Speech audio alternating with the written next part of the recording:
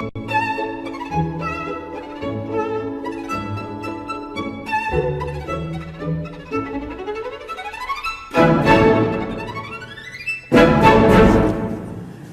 está con nosotros el sacerdote jesuita Alberto Simons, que acaba de publicar un libro de más de 500 páginas titulado Ser humano, ensayo de antropología cristológica, que es este libro. Nuestra más cordial bienvenida a nuestro distinguido invitado. Y vamos a desenvolver algunos puntos, porque bueno, aquí es muy vasto el temario, ¿no? De modo que por razones de tiempo solamente vamos a ocuparnos de algunas cosas. Usted en la página 42 dice lo siguiente: el hombre tiene una capacidad increíble de autoengañarse y también de destruirse y destruir a sus semejantes. Efectivamente. Y en la página 330 usted dice, pero esta historia, la historia de la humanidad, no ha terminado, pues queda todavía en el hombre una buena parte de bestialidad aún no dominada. Efectivamente. Bien, yo traía a colación estas dos citas por una razón muy sencilla, porque creo que hay que aclarar que este hombre al que usted se refiere es el hombre armado, no es el hombre a secas, ¿no? Y además es el hombre principalmente citadino y urbícola, porque el hombre de campo normalmente no comete asesinatos ni realiza matanzas pues colectivas, ¿no? Salvo que se haya pertrechado pues de armas y municiones, ¿no? Y entonces lógicamente sí, pero normalmente no.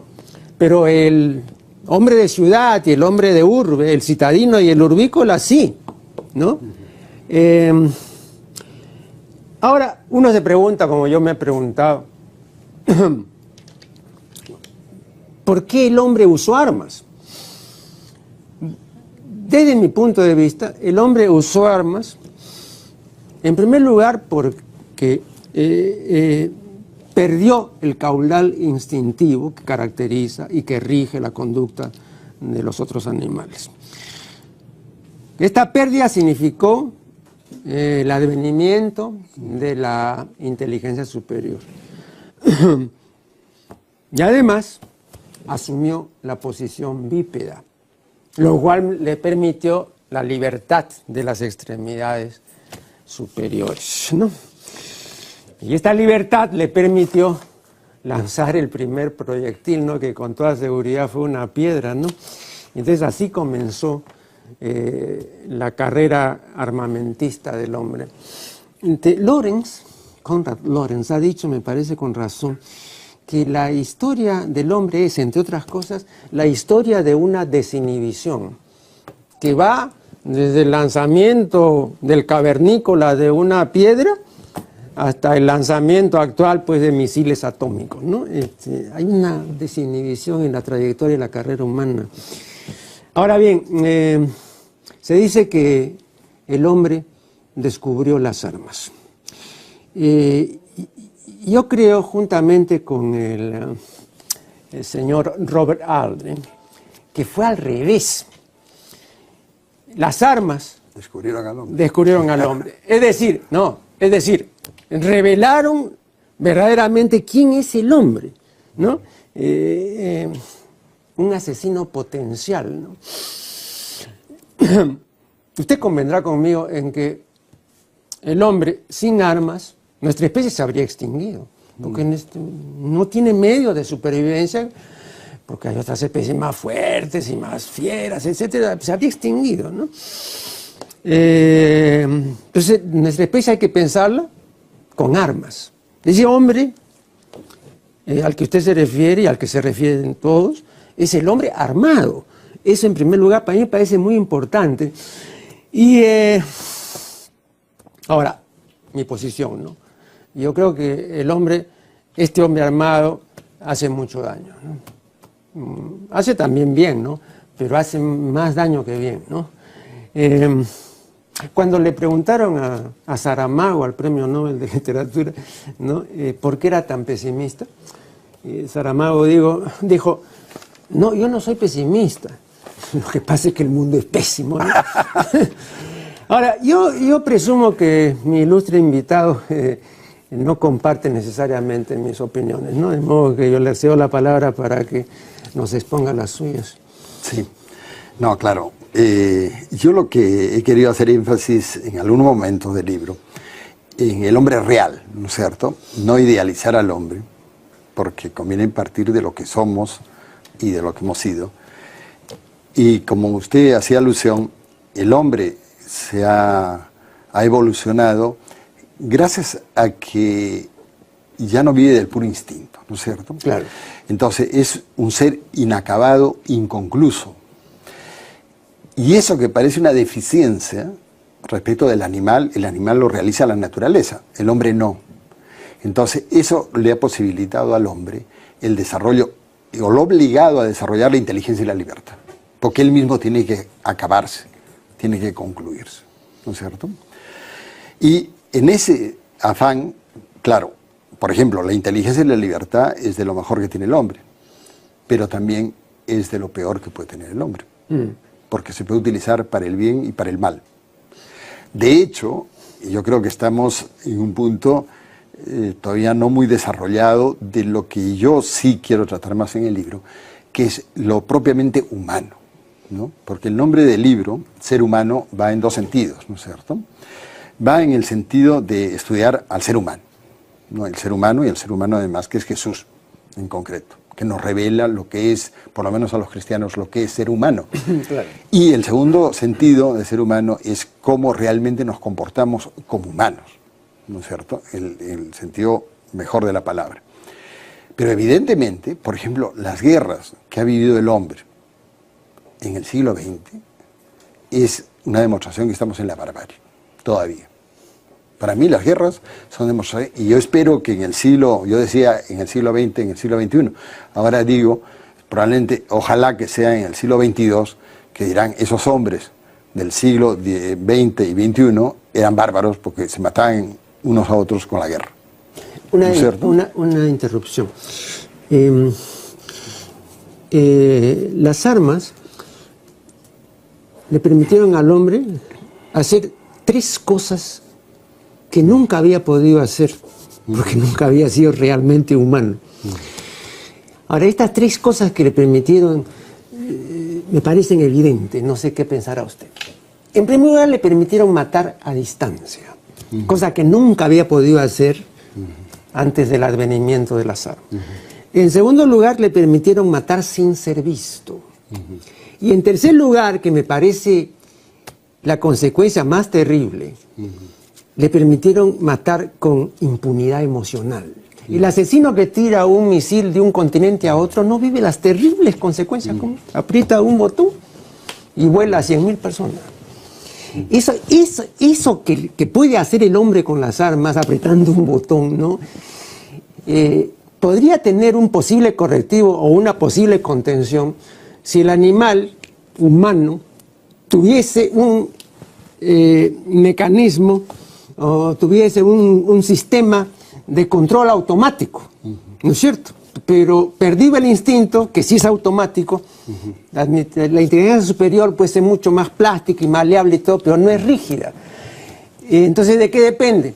De la voluntad, de la razón, de la reflexión, no hagas esto, todo eso es muy lento. Ahí hay un problema real, ¿no? Ya en la constitución misma del ser humano, ¿no? Claro. O sea, no puede, digamos, tener esta capacidad racional del ser humano, la velocidad que tiene el cerebro emocional, que es pues muchísimo más veloz, ¿no? Claro. Entonces, cualquier consideración, especulación o cualquier entrada en razón se demora, pues, ¿no? Entonces, yo creo que hay esta dificultad que ya le es inherente, ¿no? Independientemente de otros factores, ¿no? Sí, sí. A mí, justamente, sobre todo el último punto que usted trataba, el poder matar a distancia sin darse cuenta, de alguna manera, de las barbaridades que está haciendo.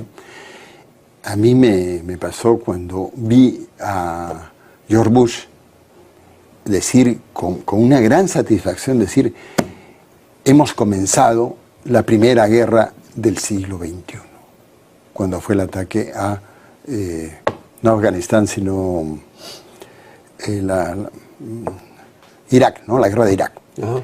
Pero lo decía como si fuera un gran logro, decir, hemos comenzado la primera guerra del siglo XXI. A mí me espantó, es decir, que se anunciara como algo bueno el comenzar una guerra. Y la primera guerra del siglo XXI. Ahora, yo lo que creo es que ese es el precio también, como usted lo insinuaba, del aprendizaje humano, ¿no? El animal no tiene que aprender. Lo humano se aprende y se enseña. Y eso significa tiempo. Pero, perdón, me estás indicando que debemos hacer una pausa. No, pero una brevísima intervención mía. Vea, para no remontarnos tanto, hablemos del Paleolítico Superior. Son 40.000 años. No, pues ya en 40.000 años hemos podido aprender. Bueno, después vamos a ver lo que nos dice el padre acerca de este punto. Adelante.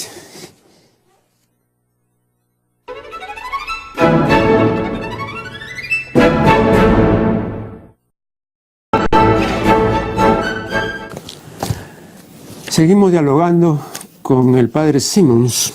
Nos habíamos quedado en lo siguiente, ¿no? Él sostiene que el hombre todavía tiene mucho por aprender. Y yo le decía que ya han transcurrido, pues, desde el Paleolítico Superior hasta la fecha 40.000 años, ¿no? Entonces ha podido aprender ya ciertas cosas, sobre todo relacionadas con la llamada inteligencia social, o sea, con la relación que tiene con los demás, ¿no? Ahí ya hemos avanzado muy poco. En cambio, hemos avanzado mucho en la relación con lo impersonal, ¿no? Con el espacio exterior, con la naturaleza, ¿no? Pero mejor que desarrolle más ampliamente este punto. No, de acuerdo, o sea, yo estoy de acuerdo con eso. Es impresionante lo que hemos avanzado en el control de la ciencia de la naturaleza, hasta, como comentábamos en la interrupción, hasta poder destruirla. Pero en cambio, hemos avanzado poquísimo en el conocimiento de la naturaleza humana. Por eso es que en el libro una de las cosas que más me interesa, y es uno de mis intereses, por eso soy profesor de antropología filosófica, es el estudio de lo propiamente humano, lo que nos lleva a desarrollarnos. Y claro, juntamente con lo negativo que hay, la posibilidad de ser mucho mejores que el animal, pero también peores que el animal, pero tenemos también ejemplares, felizmente, que nos sirven de referencia, de que nos muestran lo más humano que hay en el ser humano. La figura evidentemente central en el libro es la figura de Jesús, ¿no es cierto? Así es. El hombre humano por excelencia, que no se dejó nunca deshumanizar, ¿no es cierto? No se dejó deshumanizar. Pero luego, en el siglo XX hemos tenido ejemplares, claro, usted dirá quizás son un poco excepción, pero yo no diría que tanto, porque hay gente común, hay mucha gente común en las ciudades y en el campo, de gente que no la conocemos, sin embargo, lucha con la vida con una gran capacidad de honradez, de decencia, etcétera, y que no la conocemos. Pero, por ejemplo, hombres del siglo XX, por ejemplo, Gandhi, ha sido un hombre que además logró la independencia de la India, a costa de su vida, dicho sea paso, pero sin violencia. Martin Luther King fue uno de los gestores de que, por ejemplo, Obama puede ser ahora presidente de Estados Unidos, ¿no es cierto? Entonces también hay una gran capacidad, yo creo, en el hombre, de hacer las cosas bien. Y de ahí la importancia de la ética, ¿no es cierto? Porque es el único control que tiene el hombre sobre sí mismo y sobre su especie. Por eso es tan importante esto que se está gestando de una ética, ¿no?, de mundial. Porque finalmente, ahora, mundial. Claro, una ética, porque si no tiene, es lo que hace, por ejemplo, Hans Kuhn, ¿no? El teólogo Hans Kuhn, aboga él y estudia cómo podemos llegar a una ética de alcance mundial. Porque claro, todo lo que pasa ahora en un país repercute evidentemente en el otro. Todo lo que hace un hombre, y eso es lo que usted hacía alusión de la cuestión social, todo lo que hacemos repercute en los demás, querámoslo o no. Pero perdón, y ahora a nivel global, en la aldea global que se dice, todo lo que pasa en un país repercute en el otro. Pero las prescripciones morales y la ética que tenemos nosotros normalmente es, me parece que Kant llamaba heterónoma. ¿no es cierto? Es la ley de Kant. otro. Pero creo que hay una corriente importante de una ética autónoma. Claro. Sí, claro. Pero ¿cómo sería? Ah, no, yo estoy totalmente de acuerdo en eso con Kant, que él habla justamente del comienzo de la Ilustración, es cuando el hombre no solamente puede pensar por sí mismo, que según él es el gran eslogan de la modernidad, atrévete a pensar por ti mismo. No pienses como los demás te dicen o como todo el mundo piensa, sino atrévete a pensar por ti mismo, ¿no? Y eso lo recojo también en el libro. Pero no solamente eso, sino también poder obrar a partir de la propia capacidad de juicio. Y eso es sumamente importante. Para lograr una ética verdadera, es una ética autónoma, que es finalmente también a lo que nos lleva el mismo Jesús. Por ejemplo, las parábolas son un ejemplo maravilloso de eso, y enormemente sencillo. Jesús no quiere que la gente se convenza porque Él dice algo o en nombre de Dios, sino porque la gente, ella misma, llega a una conclusión de la cual está convencido. Por eso se ha comparado las parábolas, el método de enseñar de Jesús, con el método socrático de la mayéutica, ¿no es cierto? Que es que el otro, por sí mismo, llegue a una conclusión a base de preguntas. Jesús lo que planteaba era simplemente una parábola y la persona tenía que sacar su propia conclusión. La parábola del buen samaritano es ejemplar en eso, ¿no es cierto? El judío que pensaba que el prójimo era su familia, su raza, su religión, etc., finalmente él mismo tiene que llegar a la conclusión que ser humano, comportarse como ser humano, eso es lo que vale. No vale ni la raza, ni la religión, ni la moral, etc., sino el comportamiento que tenemos con el otro ser humano. Y eso es lo fundamental en toda ética y en toda moral. Por eso Jesús dice que el sábado, o sea, lo más sagrado, y detrás de eso está la ley, ha sido hecha para el hombre y no el hombre para la ley. Así es. Y eso me parece que es fundamental. En la página 50, usted dice, el pecado no se produce por infracción a una ley, sino por un problema de relación, una ruptura de las 4 relaciones fundamentales de la vida e historia del hombre. Ruptura con la naturaleza, con los otros hombres, del hombre consigo mismo y, por todo ello, ruptura del hombre con Dios, mas no de Dios con el hombre. Bueno, le pido por favor que fundamente la ruptura del hombre con los otros hombres y la ruptura del hombre consigo mismo. Evidentemente, lo más satisfactorio y lo que más posibilita que nos humanicemos es la relación con el otro, ¿no es cierto? Porque la persona no se hace en solitario, sino se hace en relación. Los otros nos ayudan a ser personas, la verdad, a ser humanos. Pero el problema, de nuevo, que planteábamos en la primera parte, es la ambigüedad de eso. De hecho, esas relaciones en gran parte han estado rotas y están rotas. Y eso hay que recomponerlo, ¿no es cierto? Y justamente lo que hace y lo que vemos en Jesús, esa fluidez de sus relaciones con toda persona, sin ninguna discriminación. Para Jesús vale tanto el niño como la mujer, como el pagano, etc. Y Él no hace ninguna discriminación. Y eso yo creo que es muy poca gente se da cuenta de que Jesús, en una época de tanto prejuicio de todos los tipos, Jesús no se dejó llevar por ningún prejuicio. Entonces no había ruptura. Y de la ruptura consigo mismo. O sea, una de las cosas que, por ejemplo, San Pablo sigue reflejando eso muy agudamente cuando dice, ¿no? No hago el bien que quiero, sino el mal que no quiero, ¿no? Y eso me lleva a una cosa que usted también decía, no es que el hombre haga malas cosas por pura maldad, sino muchas veces por ignorancia o por debilidad. Muchas de las cosas que hacemos por ignorancia, debilidad o buscando una mala forma de seguridad. Y Jesús, como vive sin esa inseguridad, sin ese miedo, algo de lo que combate más Jesús es el miedo respecto de las cosas, entonces Él puede tener una relación de fluidez en sus relaciones porque no tiene miedo al otro. No tiene miedo de lo que pueda causar. Entonces, Él es capaz de juntarse con ricos, con pobres, con paganos, con judíos, etc., y tratarlos simplemente como seres humanos iguales, etc. Y luego consigo mismo, ¿no es cierto? Que es lo que decía de San Pablo, ¿no? Esa ruptura de que no hacemos el bien que queremos muchas veces, sino el mal que no queremos. Y nos encontramos con esa ruptura dentro de nosotros, ¿no? Y todo lo que puede haber detrás, pues ya estudiado por Freud, Jung, etcétera, ¿no? De todo el inconsciente que funciona en nosotros, ¿no?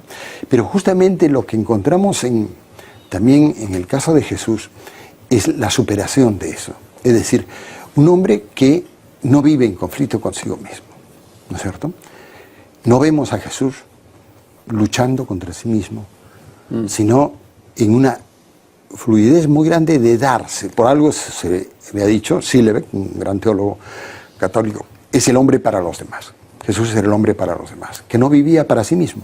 Jesús no habla de sí mismo. Jesús habla del reino de Dios, que significa la relación de los hombres entre sí con Dios. Pero nunca hace referencia a Él, porque Él no es problema para sí mismo.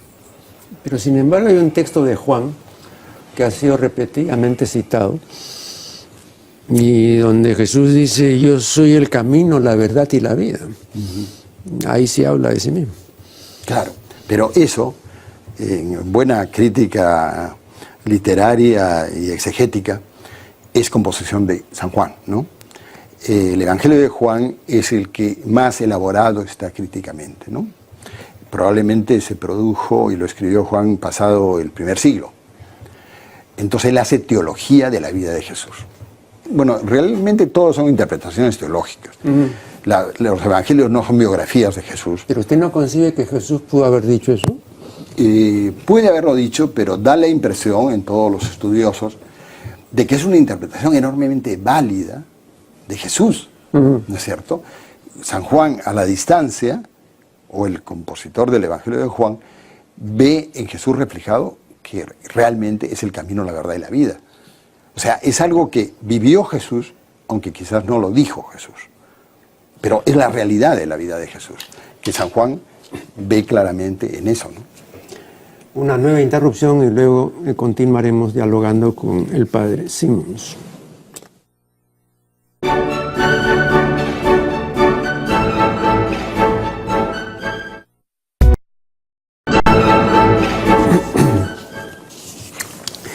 Continuamos dialogando con Alberto Simons.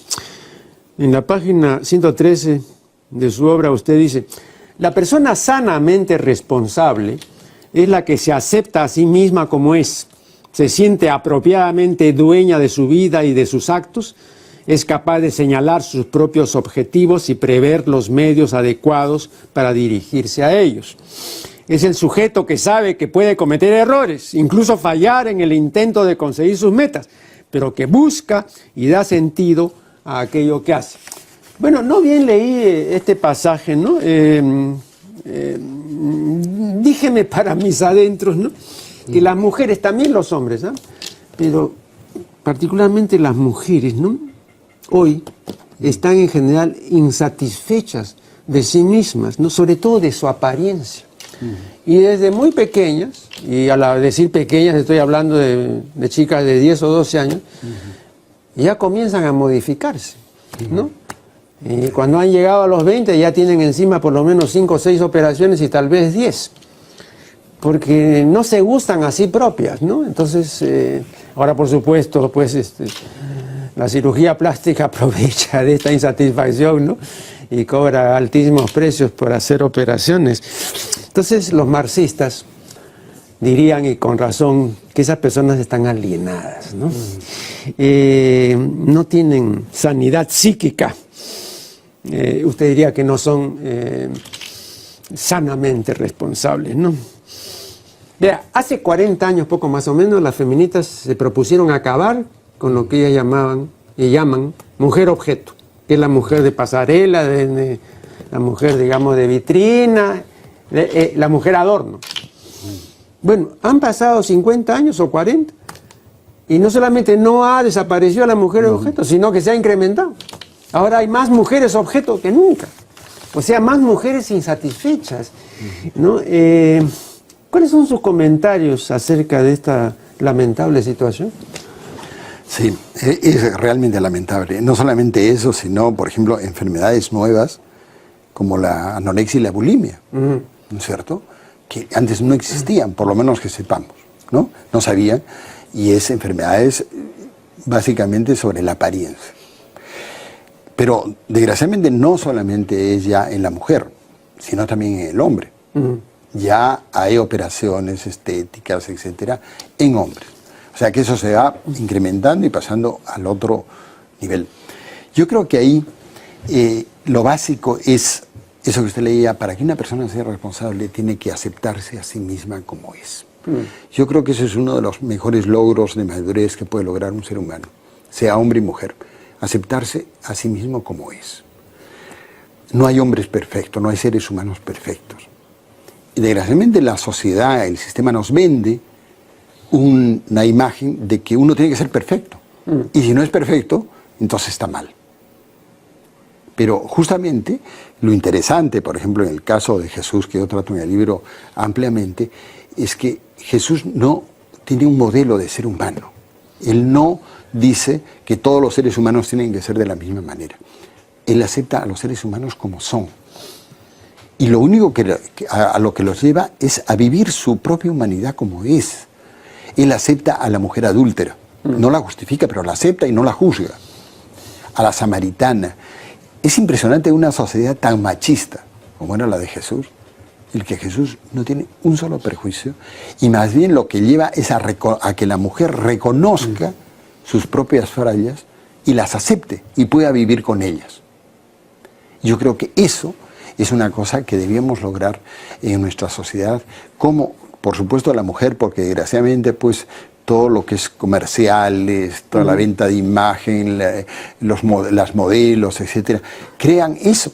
Y entonces automáticamente adolescentes, etcétera, sienten que tienen que compararse con eso, y entonces apenas pueden y tienen dinero hacerse eso. Pero eso, justamente, y además nunca van a lograrlo. Así es. Como sabe, hay una, creo que es inglesa, que ha logrado un récord de cambiarse todo el cuerpo, ¿no es cierto? Pero ya, pues eso, además se quita identidad, totalmente, porque con eso se pierde identidad, entonces ya no saben quiénes son. Eso es triste.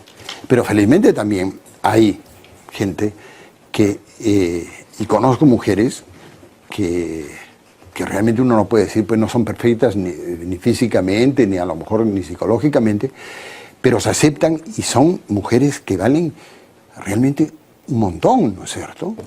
Yo tengo amigas que realmente no son perfectas, felizmente, porque las personas perfectas son muy intolerantes, ¿no? Que es lo que pasa a los fariseos en el Evangelio, ¿no? Absolutamente intolerantes. Y entonces estas personas que saben que tienen defectos, entonces son también las personas capaces de aceptar al otro como es. Porque si uno no se acepta a sí mismo, tampoco acepta al otro como es. Y ahí viene también de nuevo el problema que usted señalaba de la traba que hay en las relaciones humanas. Así es. Porque jugamos con imagen. ¿Usted se imagina lo que pasa ahora con las redes sociales? En que, por ejemplo, una mujer, según me han contado, yo no entro en redes sociales, pero me han contado, una mujer puede tomar la apariencia, la psicología, etcétera, de un hombre y tener relación con otra mujer a través de las redes sociales porque se crea un personaje.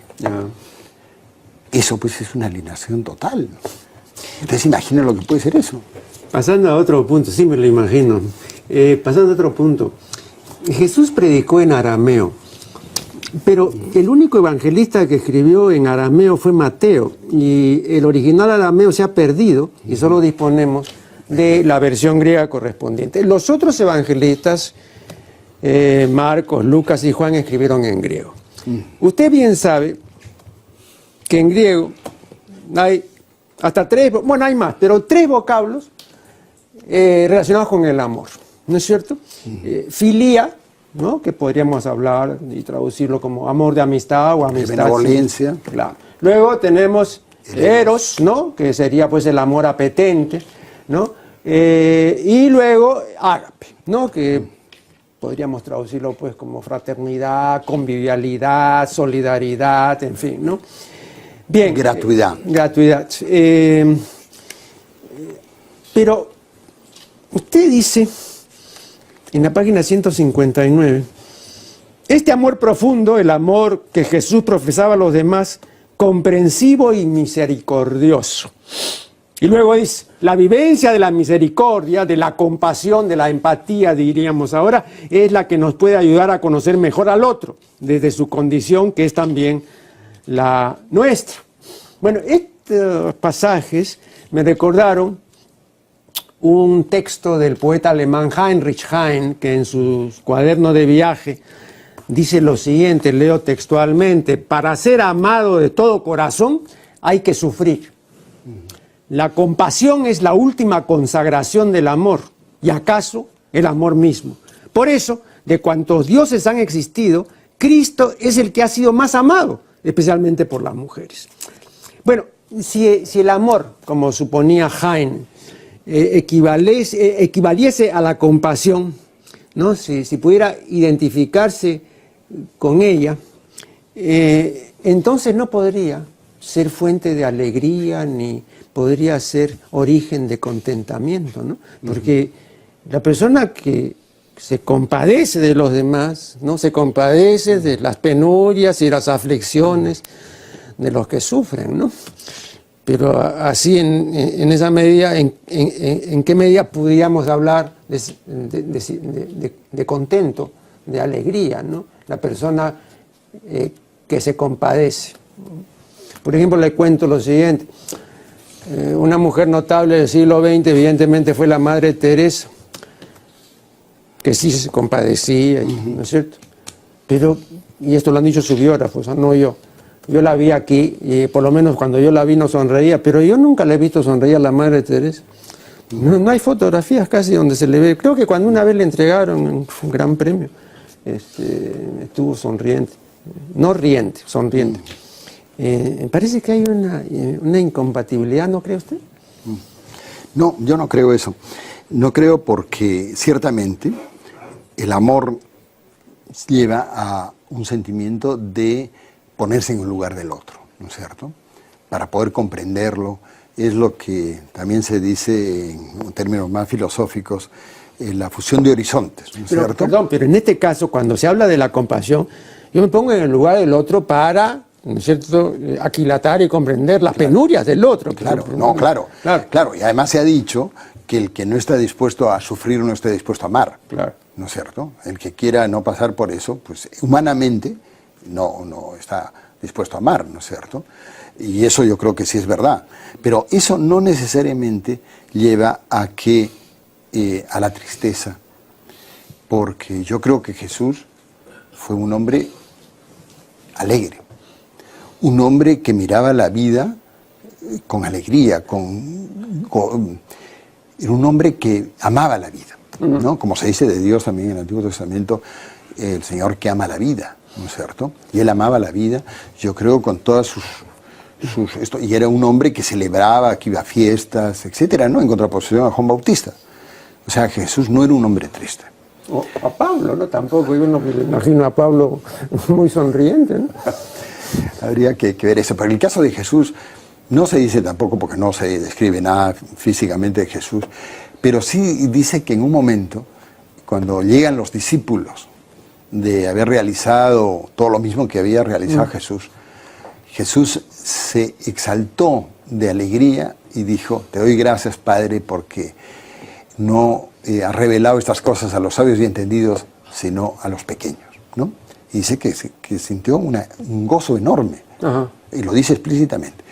Ahora, yo creo que la madurez humana justamente está en cómo poder poner en el lugar del otro, compadecerlo, ¿no es cierto? Tener empatía, pero no necesariamente hacerse con todos los problemas del otro. Por ejemplo, usted sabe perfectamente, por ejemplo, en psicología, cómo se aconseja a los que estudian psicología, psicoanálisis, etcétera, que tienen que tener una gran capacidad de empatía para comprender, pero no pueden identificarse totalmente porque entonces además hacen daño, se hace daño.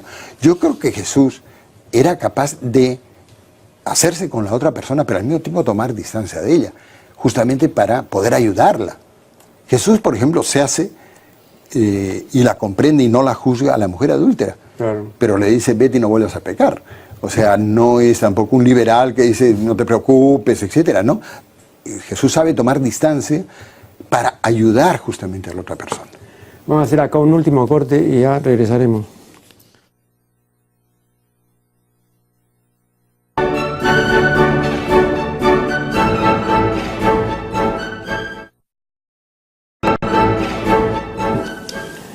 Bien, esta es la recta final de una interesante entrevista a Alberto Simons. Ve usted, cuando la virtud teologal de la caridad nos ordena amar a Dios, yo considero que para la gran mayoría de los creyentes este es un mandamiento incumplible. ¿Por qué? Bueno, ustedes pueden discrepar, ¿no? Pero este es mi punto de vista. Claro. Primero, porque es un mandamiento. Y en segundo lugar, porque el creyente término medio, el creyente común y corriente, no puede amar a una divinidad desantropomorfizada. Y en esto el catecismo nos enseña con toda claridad lo siguiente, y voy a leerlo no para beneficio de usted, que usted lo conoce, sino para beneficio de la teleaudiencia, ¿no? En la página 88, en el apartado 370, el catecismo dice: Dios no es en modo alguno a imagen del hombre. No es ni hombre ni mujer. Dios es espíritu puro, en el cual no hay lugar para la diferencia de sexos. Ahora yo le pregunto, ¿cuántos cristianos y particularmente cuántos católicos pueden amar a una divinidad incorpórea y absolutamente espiritual? ¿Cuántos? No, lo que dice es verdad, o sea, los hombres necesitamos de algo plástico y digamos cercano para poder amar. Pero justamente ese es quizás uno de los misterios más importantes, misterio en el sentido de riqueza, ¿no es cierto?, de la figura de Jesús, que es Dios que se hizo cercano. Dios que se hizo cercano, que se hizo hombre. Es el misterio de la encarnación, ¿no es cierto? Es ese Dios que durante todo el Primer Testamento o el Antiguo Testamento se va haciendo cada vez más cercano del hombre. No es un Dios lejano.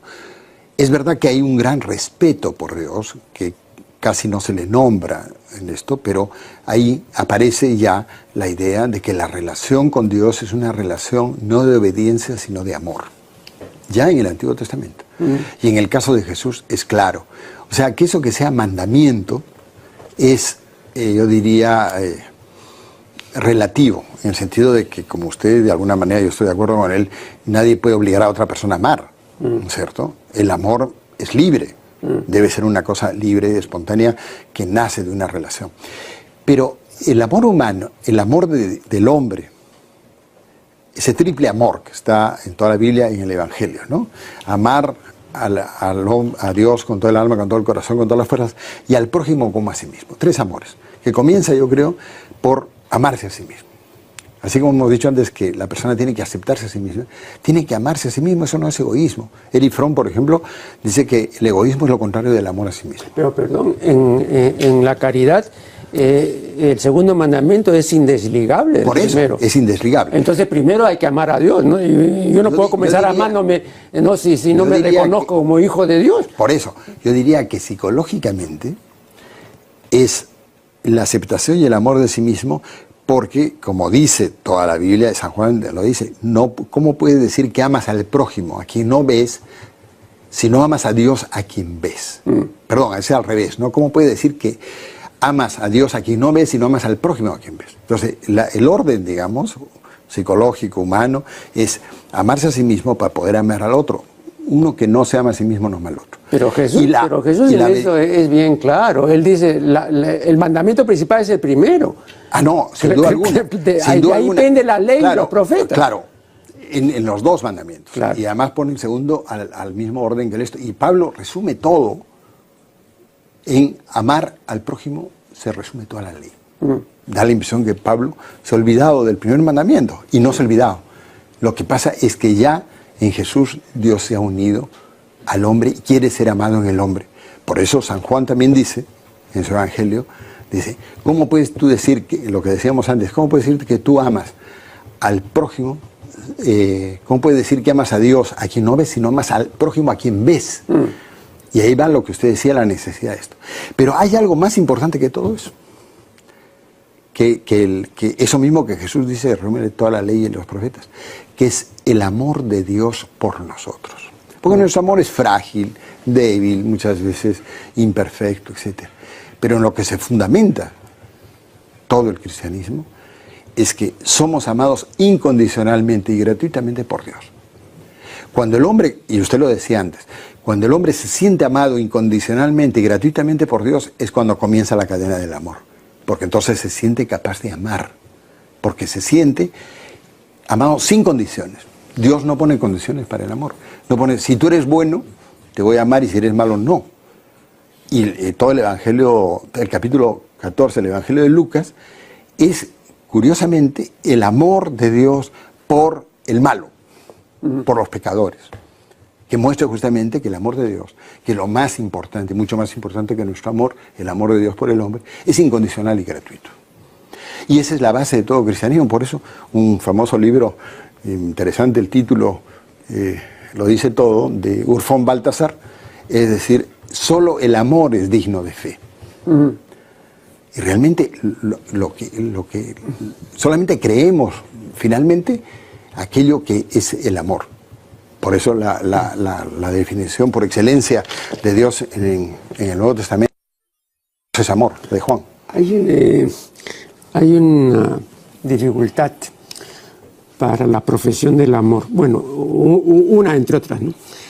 Y es que, al menos tal como está planteado en su libro, el amor es igualitario y no es jerárquico. Y por ejemplo estoy pensando en el amor de pareja, en el amor que se profesan un hombre y una mujer.